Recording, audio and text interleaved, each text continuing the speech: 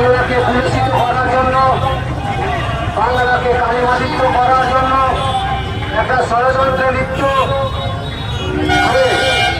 আজকে আমাদের মানবিক মুখ মমতা ব্যানার্জির ভাবমূর্তিকে নষ্ট করার যে প্রয়াস, তারা বিভিন্ন রকম ভাবে বিভিন্ন রকম কৌশল অবলম্বন করে থাকে। তার মধ্যে নোংরাম একটি কৌশল অবলম্বন করেছে। তাই আমরা কালিয়াচক ওয়ান তৃণমূল কংগ্রেস কমিটির পক্ষ থেকে ব্লক সভাপতি সজলদার নেতৃত্বে আজকে আমরা এই বিক্ষোভ কর্মসূচি পালন করছি। আমাদের